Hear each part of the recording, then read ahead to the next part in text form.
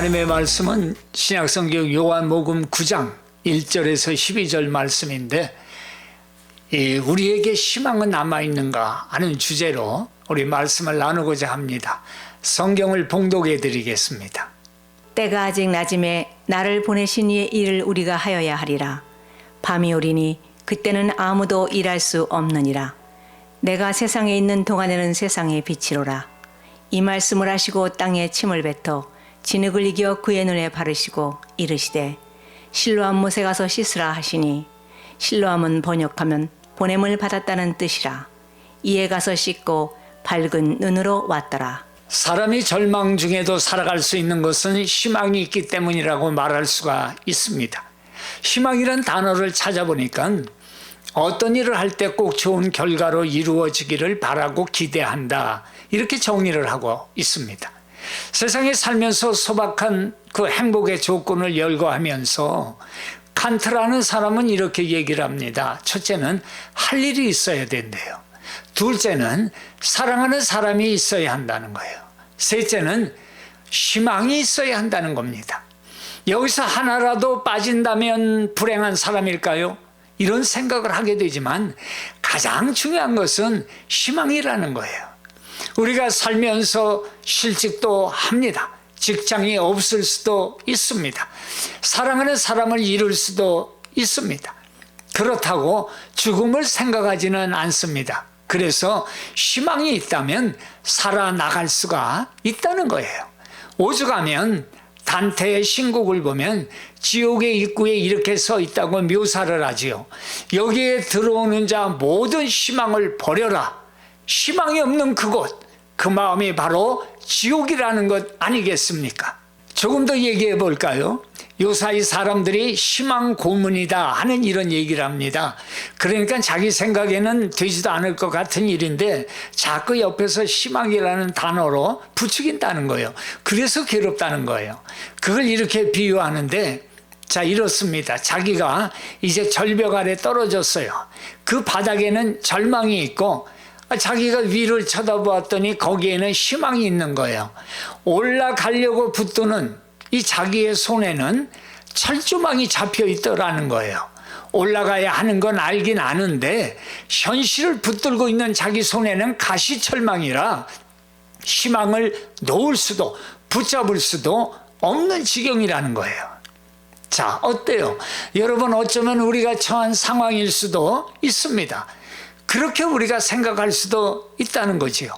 그래서 우리의 생각은 불완전하다는 거예요. 그런 내 생각을 믿는다고 희망은 사라지지 않는다는 것입니다. 이런 영화가 있어요. 127시간이다. 이런 영화의 제목인데, 실화를 기반으로 만든 영화인데, 미국의 유타주의 블루존 캐년에서 아론 렐스톤이라는 그 사람이 등반을 하는 중에 떨어진 거예요. 그런데 바위에 그 팔이 깔려버린 거예요. 떨어진 바위에 127시간 동안 죽음과 사투를 벌이는데, 절벽 아래 자기가 있는 곳은 절망이 널려 있고 팔은 움직일 수 없고 저 위에는 희망이 기다리고 있는데 방법이 없는 거예요. 모든 게 무너져 내리는 순간 이 사람이 한 일이 먼저 마음의 희망을 불어넣습니다. 자기가 사랑한 어머니, 아버지, 여동생, 친구들을 생각하면서 자기가 받은 사랑을 생각하고 버틴 거예요. 그리고는 결국 스스로 팔을 부러뜨리고 무딘 등산용 칼로 팔을 잘라요. 끔찍하죠. 희망을 향하여 탈출을 했어요. 그리고 이렇게 외쳤다는 거예요. 만세, 내 팔 잘랐다, 살았다. 자기 팔 자르고 만세? 그만큼 희망은 고통을 이겨낸다는 거 아니겠습니까? 사람에게 희망이 있다는 것은 악조건을 극복할 수 있는 능력을 주는 것이라는 거예요. 하물며 우리를 지으시고 우리를 아시는 하나님께서 주시는 희망이야말로, 비록 우리가 이 땅에서는 고생과 고난이 있을지라도 영원한 천국의 삶을 마음에 이루게 하시고 죽음 후에는 영원한 천국으로 인도하시지 않겠습니까? 그래서 예수님의 십자가는 우리의 희망이라고 말씀하시는 거예요. 로마서 5장 12절의 말씀을 보니까 그러므로 한 사람으로 말미암아 죄가 세상에 들어오고 죄로 말미암아 사망이 들어왔나니 이와 같이 모든 사람이 죄를 지었으므로 사망이 모든 사람에게 이르렀다. 이렇게 말씀해요.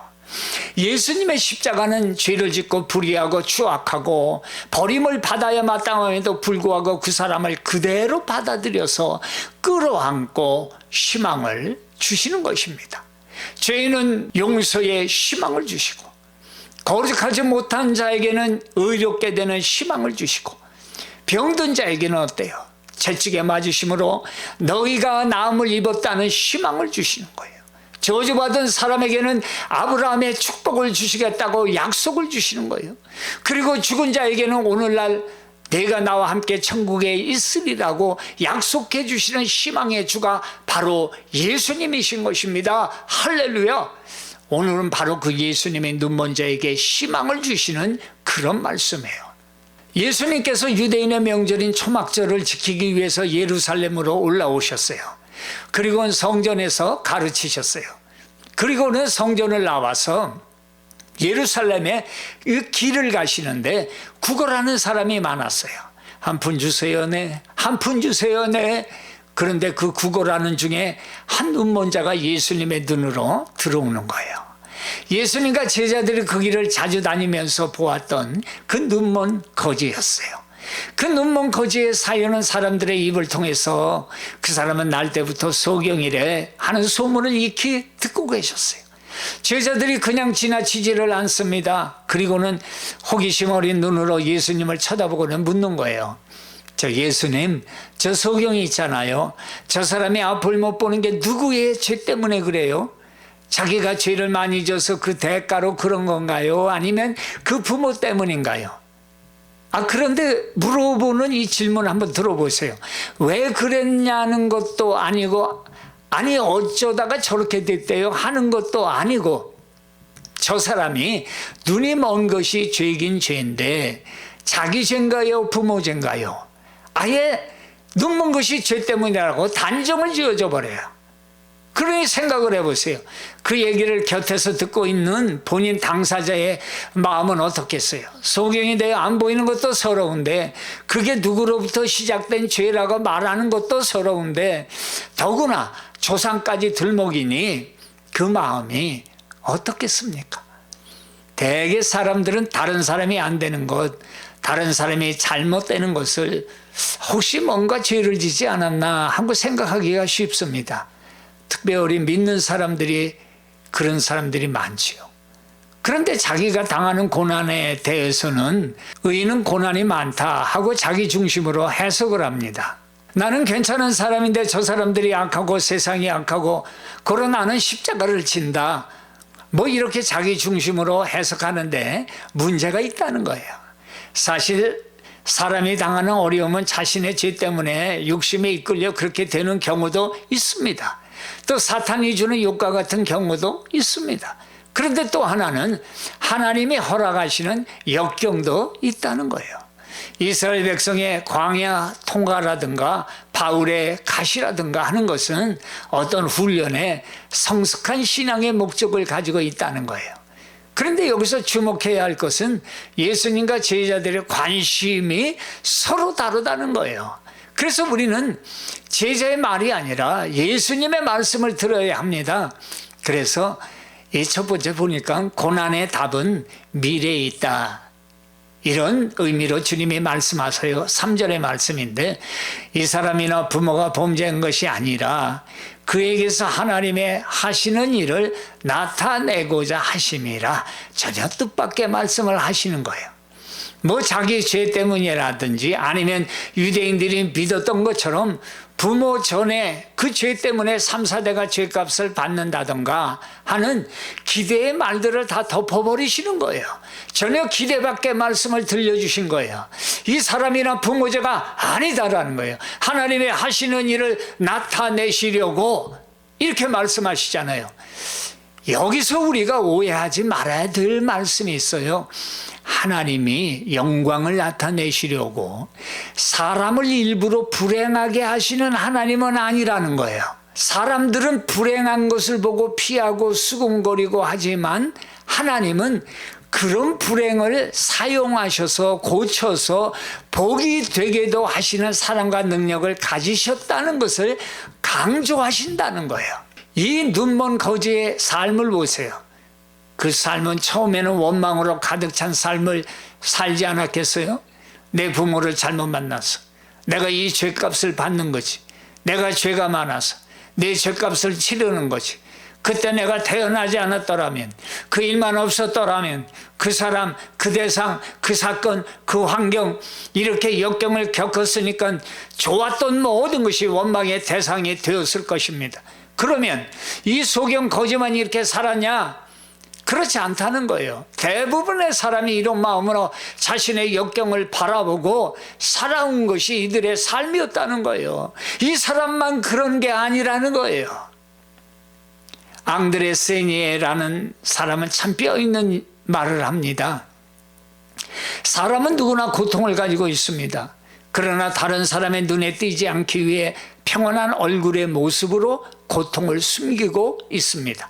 그렇기에 어느 누구도 그 사람이 어떤 고통 속에 있는가를 가늠할 수는 없습니다. 그 사람이 번민을 숨기듯 다른 사람도 고뇌를 감출 줄 알기 때문입니다. 그러고는 각자 자기만을 불쌍하게 여깁니다. 그러고는 말합니다. 나만 빼놓고 다들 행복하지. 그게 인간의 숨겨진 모습이라는 거예요. 눈먼 이 사람만 자기가 가장 불쌍한 사람이라고 생각한 것이 아니라 사실은 겉으로 드러나지 않아서 그렇지 모두가 나는 불쌍한 사람이지 하면서 살고 있다는 거예요. 그러나 생각해 보세요. 미역은 소금치면 살아나고 배추는 소금치면 축 늘어지듯이 고난 속에서도 일어나는 사람이 있다는 것입니다. 이런 예화가 있어요. 어느 날 나무꾼이 산에 나무하러 갔어요. 그런데 잘못해서 나무 그늘에 자고 있던 호랑이의 꼬리를 잡아당긴 거예요. 잠자던 호랑이를 건드린 나무꾼이 놀라서는 나무 위로 올라가게 됐어요. 호랑이가 나무를 흔들어서 이 사람이 그만 떨어지게 됐는데 그게 호랑이 등 위로 떨어진 거예요. 그래서 호랑이를 힘껏 끌어안았어요. 그랬더니 호랑이가 흔들어도 떨어지지를 않자 이제 호랑이가 힘껏 달리기 시작한 거예요. 나무꾼은 떨어지지 않으려고 꽉 붙들고 있는 거예요. 그런데 밭에서 일하는 한 농부가 이 광경을 보고는 혼자 중얼거리는 거예요. 나는 평생을 일해도 사는 게 이 꼴인데 어떤 놈은 팔자가 좋아서 호랑이 등만 타고 다니누나 하고 단식을 했다는 거예요. 아니 둘 다 말 못할 사정이죠. 누구나 다 말 못할 사정이 있고 그게 감추어졌을 뿐이지 자신만 유독 불행하다고 생각하지 말라는 거예요. 호랑이 득에 타고 있는 건 지금 죽을 지경이라는 거예요. 그걸 누가 알겠냐라는 거예요. 타고 있는 자기만 알지. 자기 자신만 고통받는다고 생각하면은 고통을 이겨낼 수가 없다는 것입니다. 오늘 주님은 고난의 원인을 과거에서 찾지 말라고 말씀하는 거예요. 물론 과거의 모습으로 오늘이 그려지는 것이지만 다 그렇지는 않다는 거예요. 과거 속에서 찾으려고만 하면 오늘 나에게 역사하시는 하나님의 손길을 볼 수가 없기 때문이라는 거예요. 이 소경은 아무런 소망도 의미도 없는 눈먼 삶을 살고 있었지만 예수님의 눈으로 보아졌을 때는 그의 삶은 과거가 문제가 아니었다는 것입니다. 눈먼 것이 문제가 아니었다는 거예요. 예수님께서는 그 눈이 안 보이는 소경에게서 하나님의 영광을 나타내시는 미래를 보았다는 거예요. 문제의 원인이 미래에 있다는 것입니다. 내가 어려운 일을 당할 때 내 가정에 내 자녀에게 내 남편에게 고통이 있을지라도 과거만을 볼 것이 아니라 이제는 그 원인을 미래에 하나님의 일을 드러내시려고 한다는 데서 원인을 찾아야 한다고 말씀해 주시는 거예요.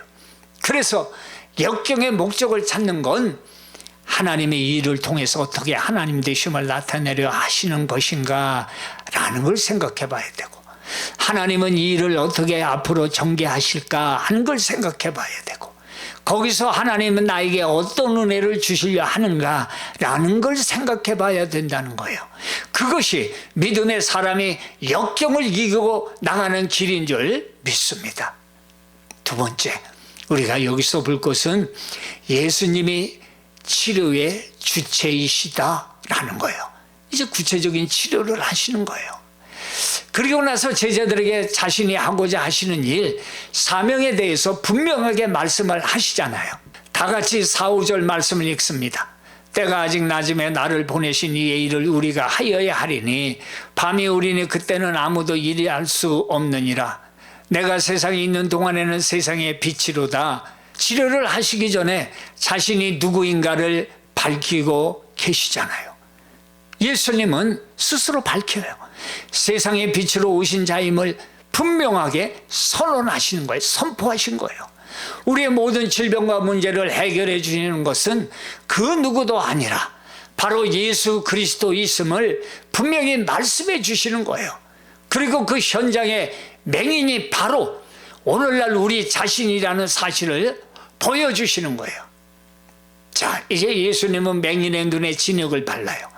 6절에 보니까 예수께서 침을 뱉어 이긴 후에 맹인의 눈에 바르고 실로암 거기 못에 가서 씻게 하셨어요. 이날은 안식일이라 14절에 보면 그러잖아요. 유대인이 안식을 지켜야 되잖아요. 그 규례가 39가지 항목이 있는데 그 중에 여기에 걸린 거예요. 진흙을 반죽한 것은 안식일에 반죽을 하지 말라 하는 조항을 어긴 거예요. 침을 바르지 말라 하는 이 조항도 어긴 거예요. 근데 하신 거예요. 근데 뭘 말씀해 주시려고 하시는 거예요? 예수님은 우리를 살리러 오신 분이라는 거예요. 그 율법에 묶여서 생명 살리는 일을 그만둔 것이 아니라 사람의 생명을 살리러 오신 분이 바로 주님이라고 말씀해 주시는 거예요. 눈먼 사람은 아니 지금 내 눈에 뭘 바른단 말이요? 왜 이리 흙을 발라대십니까? 그런데 기특하게도 이러지 않고 가만히 있는 거예요. 묵묵히 주님이 하시는 그 일을 알지는 못하지만 가만히 주님의 일을 따르고 있는 거예요. 침을 뱉고 그것을 이겨서 눈에 바르는 이 일을 누가 상상이나 해보겠냐는 거예요. 그런데 주님은 그렇게 하신 거예요. 내가 경험하지 못하고 예상치 못한 일일지라도 주님이 하고 계시고 하시겠다라고 말씀하시면 그렇게 된다는 것입니다. 그런데 왜 하필이면 진흙이냐라는 거예요. 잘 보세요. 이건 진흙으로 인간을 창조하시던 하나님의 역사처럼 이제 예수님께서 새 일을 행하시겠다는 거예요. 새 사람을 만드시겠다는 거예요. 전에는 소경되어 세상을 보지 못했던 너를 이제는 육신의 눈만이 아니라 영안이 뜨여져 예수가 구원자이심을 알게 하리라 하는 하나님의 새로운 역사를 행하시고 새로 지으시는 것이다 라는 그 증거로 진흙을 사용하셨다라는 거예요. 한 번은 동부 유저지에 갔다가 뜻하지 않게 어느 할머니 댁을 방문하게 됐어요. 왜냐하면 눈에 실핏줄이 터져서 며칠을 아파서 누워 계시는데 너무 불쌍하다는 거예요. 그래 뭐 해드릴 건 없고 말씀으로 위로해 드려야 되겠다 하면서 순종의 마음으로 따라갔습니다. 갔더니 온 가족을 다 불러 모으셨어요. 마치 백부장 고넬료가 베드로를 기다리면서 온 가족을 모아 놓았듯이 다 불러 모으신 거예요. 놀랬지요. 그러시는데 그 참 사모하는 마음이 대단했어요. 주여 말씀만 하시옵소서 뭐 이런 심정 들이셨던 것 같아요. 눈먼 소경을 고치신 예수님의 말씀을 전하는데 아멘 아멘입니다. 꼭 그렇게 됩니다 하는 믿음의 마음을 가지고 말씀을 들으시는 거예요. 예수님이 치료하십니다 하면서 나이 드신 분이 얼마나 아프실까 하는 마음을 가지면서 간절히 기도했어요. 그랬더니 갑자기 더웁다고 하시더니 문을 열어놓고 하시는 거예요. 그 밤에 집에 돌아왔는데 전화가 왔어요. 그 아프던 통증이 다 나았다고 전화가 온 거예요. 더 큰 기쁨은 그 모였던 가족들이 다 믿음을 회복하고 열심히 믿기로 작정을 했다는 것입니다. 할렐루야. 그게 우리의 고통을 통해 미래를 열어주시는 하나님의 손길이라는 거예요. 사람이 자랑이 되어서도 안 되고 고침받았다는 기쁨, 그것으로 끝나도 안 되고 전인 치료, 즉 영과 육이 함께 치료되는 너의 역경뿐만이 아니라 이 일로 하나님이 정말 살아계시구나 하는 육신의 치료뿐만이 아니라 영적인 치료까지 해주시는 것입니다. 그게 바로 미래를 보고 치료하시는 하나님의 역사라고 말씀해 주는 거예요. 셋째는 실로암 못가로 가서 씻으라라고 사명을 주세요. 7절을 보세요. 이르시되 실로암 못에 가서 씻으라 하시니, 실로암은 번역하면 보냄을 받았다라는 뜻이라. 이에 가서 씻고 밝은 눈으로 왔더라. 실로는 예수님이에요. 보냄을 받은 자입니다. 그 못이 치료한 게 아니라 보내심을 받은 예수님께서 치료하셨다는 거예요. 안 보이는 눈을 보기에 이 사람이 한 것이 뭐예요? 딴 거 없어요. 그건 예수님 말씀 아래 순종한 것밖에 없어요. 여기 그 실로암 못은 예루살렘의 그 베데스다와 함께 있는 두 개의 연못 가운데 하나예요. 이 못을 잠깐 살펴보면 길이가 19m, 넓이는 6m. 그렇게 크진 않아요. 시스기야 왕 때 만들어졌는데 중요한 것은 요한이 이 못의 이름을 밝히고 있다는 데 큰 의미가 있다는 거예요. 실로암의 실로는 이 창세기 49장 10절에 보면은 규가 유다를 떠나지 아니하고 통치자의 지팡이가 그 발 사이에서 떠나지 아니하시기를 실로가 오시기까지 이르리니 그에게 모든 백성이 복종하리로다. 이 창세기에 실로가 등장을 하죠. 규는 왕권이라는 뜻이에요. 그 실로는 예수님, 즉 메시아를 말씀합니다. 또 이사야서 8장 6절을 보세요. 이 백성이 천천히 흐르는 실로와 물을 버리고 르신과 르말리아의 아들을 기뻐하느니라, 이렇게 기록하고 있죠. 예루살렘 성 동문 밖에 기드론이라는 그 골짜기가 있어요. 여기서 기온이라는 샘이 있어요. 이곳으로부터 이제 수로를 따라서 흘러내리는 물이 마지막으로 고이는 곳이 바로 실로암 연못이라는 거예요. 이와 같이 실같이 흐르는 냇물이 모여 만든 실로암의 물인 예수님을 버리고 이방의 연합군 왕을 따라가 버리는 이스라엘 백성을 향한 하나님의 절규라는 거예요. 무슨 말이에요? 예수님이 이 땅에 오시지만 배척당할 것을 이사야가 예언한 거예요. 유대인들은 성경에 예언된 말씀처럼 예수님을 배척하잖아요. 그런데 오늘 예수님은 맹인을 실로암, 예수님을 의미하는 연못에 보냈어요. 예수님은 자신을 의미하는 실로암에 보낸 거예요. 그곳에 가서 눈을 씻었어요. 눈이 밝아져 보게 됐어요. 그는 눈이 밝아져 주님을 확실하게 만났어요. 9장 35절에 내가 인자를 믿느냐? 그러자 내가 믿고자 하나이다. 그러자 예수님은 내가 너의 눈을 뜨게 한 사람이다. 38절에 주여 믿나이다 하고 절하니라 기록합니다. 눈이 밝아짐으로 그의 운명이 바뀐 거예요. 뭘 보여주는 거예요? 예수님께 나오면 죄를 씻음받고 정결케 되어 영적 눈이 밝아져 구원을 받게 된다는 것을 상징적으로 보여주는 사건이라는 거예요. 바로 예수님이야말로 인생의 죄 문제를 해결하시고 영생을 주시는 분이시며 동시에 인생의 불행한 운명을 바꿔주시는 분이라고 말씀해 주는 거예요. 예수님은 우리의 모든 죄와 불행을 해결해 주시는 분이신 줄 믿습니다. 누구든지 그의 음성을 듣고 따르면 구원받고 영생 얻고 축복을 얻는 삶을 살게 되는 것입니다. 어떤 처지에서도 기뻐 감사할 수 있는 이 삶의 행복을 누릴 수 있는 그 능력을 받게 되는 것입니다. 일본의 가가와 도요히코라는 사람이 있었어요. 유명한 신학자인데 참 어려운 시절을 보내요. 아버지는 시장이었고 엄마는 기생이었어요. 거기서 태어났는데 소실의 아들이라고 눈치밥을 먹고 본처의 소생들에게 구박멸시 받으면서 왜 나 같은 걸 낳았나요? 불쌍한 어머니 왜 낳으셨나요? 원망하며 산 거예요. 그런데 어느 날 단모퉁이에 우두커니 서서 자기 생을 비관하고 있는데 북을 치며 나팔 불며 지나가는 구세군 전도대를 만난 거예요. 그들이 전도하면서 외칩니다. 하나님은 누구든지 사랑하십니다. 이 말을 들은 가가와는 다가와서 물어요. 하나님은 기생의 아들도 사랑하시나요? 하나님은 기생의 아들도 사랑하십니다. 그 말을 듣고 그가 그리스도인이 됩니다. 유명한 신학자로 삶이 바뀌어져 버린 거예요. 예수님을 만난 사람 모두 운명이 바뀝니다. 불행에서 행복으로, 절망에서 소망으로, 낮은 자에서 높은 자로, 약자에서 강자로, 미련한 자에서 지혜로운 자로, 가난에서 부자로, 병약한 데서 건강한 자로, 죽음에서 영생으로 그 운명이 바뀌게 되는 것입니다. 맹인 바디메오는 주님을 만나 눈을 떴습니다. 어부 주신 베드로, 안드레, 요한, 야고보는 주님의 제자들이요 기독교를 확장시킨 인물들이 되었어요.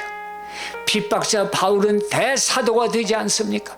그 만남의 장소가 바로 예수님의 자신이 내어주신 그 십자가가 되는 것입니다. 그래서 주님은 오늘 우리를 부르셔서 다시 실로암 못으로 가라고 명하시는 것입니다. 실로암은 보냄을 받았다는 뜻입니다. 주님은 지금 우리를 사도로 부르시고 제자로 부르시고 파송하시듯 우리를 주의 자녀로 부르시고 성령으로 무장시키시고 다시 세상으로 보내시는 복음을 전하게 하시는 이 축복을 누리시기를 축원합니다.